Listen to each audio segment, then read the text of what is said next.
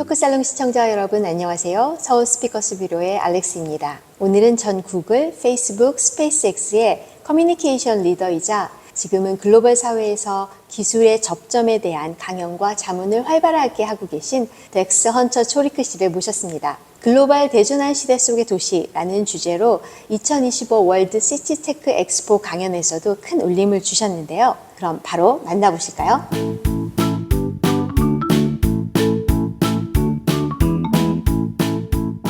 덱스 오늘 함께 해주셔서 감사합니다. Dex, thank you for sharing your time with us today. Great to be here. Okay. Dex, you've had such a diverse journey working at Google, Facebook, and SpaceX, etc. But still, for the subscribers who were not familiar with you, so could you share your introduction with us? Absolutely. The thing that I've always been interested in is how do global systems function? And for me, working with leaders from technology and governance and business, that was always a fascinating way to really engage with people who were shaping the world in a big way. I started my career at the United Nations, and I was working with Ban Ki-moon's office at the UN, and that was how I started, really understanding how do some of these systems work. And after a couple of years at the UN, of course, what I saw was that technology was transforming the world and all the things we worked on at the UN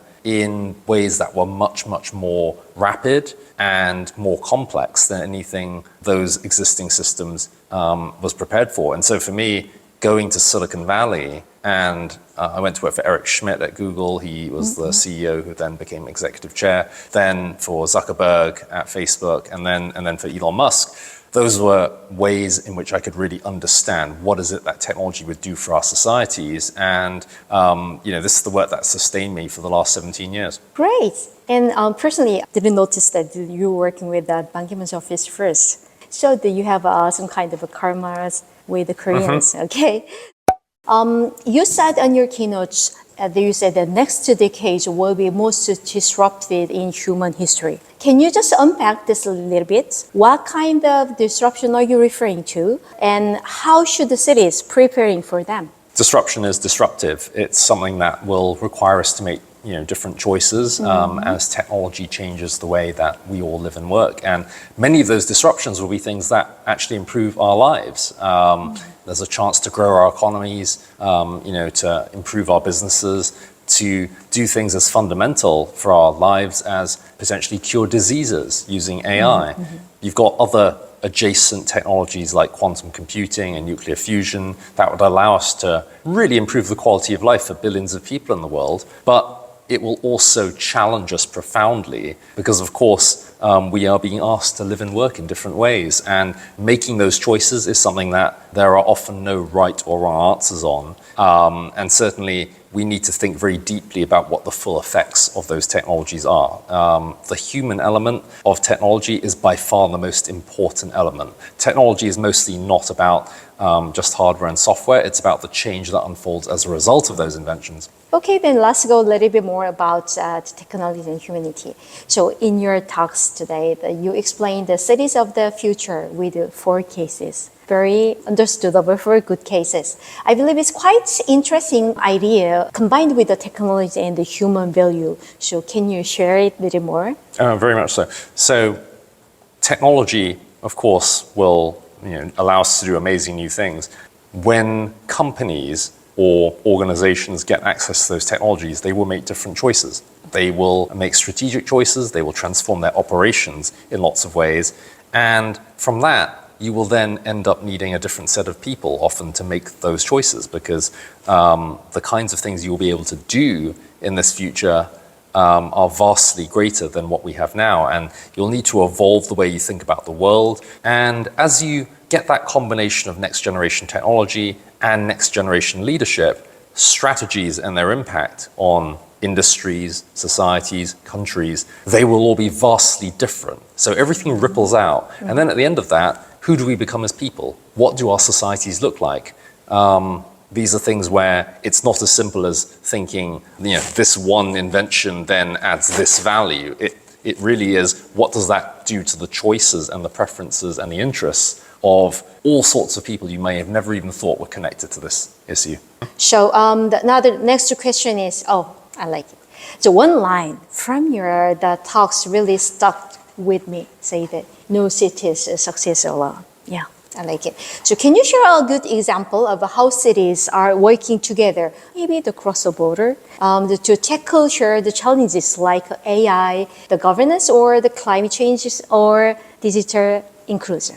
I mean, you've seen in the last decade, because global action from nation states has often not been fast enough on climate change, you've had coalitions of cities emerging where they say, actually, we want to take action. How can we go faster working together? And so, even in the last, decade, you've had, people like, Mike Bloomberg when he was mayor of New York, and, Arnold Schwarzenegger, he was, former governor of California. These are folks who've really been going around the world saying, can we actually have people team up with each other to share the knowledge, share the technologies, really share your blueprint for how we actually create healthier, more sustainable urban environments. And that has a huge impact. It's more than that, though.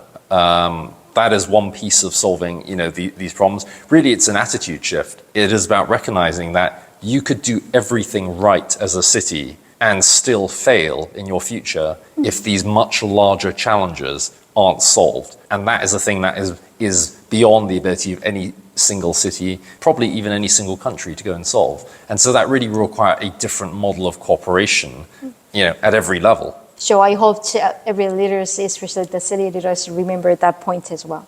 So before we closing the interview, I really want to hear your ideas or your experience about with the big tech leaders before. You work a lot with the leaders. You mentioned about Elon as well. Also, do you have Eric's? I know that there are the great leaders, but also you are close with them and sharing the ideas, and you might face some of the cases. What was their biggest challenges or concern, and how can they overcome to make the new direction of the business or the people? What was that? I think for any leader at the top of the tech industry today, one of the biggest, drivers of their choices is simply speed. The world and the industry moves so rapidly that their biggest concern is being left behind. And by the way, that leads to all sorts of problems as well, because people make decisions in a way that is, very, very rushed about things which have profound implications for humanity and for society. But simply configuring your organizations and your leadership model for speed, that is something that all of us can learn from, because there's a lot of decisions that companies and organizations and individuals make where they know there's a problem and then they sweep it under the rug. They say, actually, I'll come back to that. I don't have time for that right now. And you've got to make time for it, because problems tend to build up over time. And all of the leaders I've worked with, if they see a problem that is something that looks like it's going to cost them that speed, they go and solve it immediately. Things that other organizations might take years, I've seen solved in days or hours. And that is exactly the pace we should all be going at. Oh, I see. Thank you for your great tips. I hope this will help for the audiences who are interested in that kind of the problems and solvings. So thank you for sharing your time with us today once again. And it was great opportunity envisioning the presence of the AI future. Of course, all people, all leaders are saying that. And also the applications across the diverse society as well. Great to be here. And I hope to have you here again. Absolutely. Thank you. Thank you. 네. 혼란의 시대 속에서도 연결성과 인간 중심의 가치를 놓치지 말아야 한다는 메시지, 그리고 우리 모두가 미래를 직접 설계할 수 있다는 덱스 헌터-토리크의 통찰은 인상적이었습니다. 그럼 오늘의 인터뷰는 여기서 마치고 다음 시간에 더 좋은 컨텐츠로 찾아올게요. 안녕.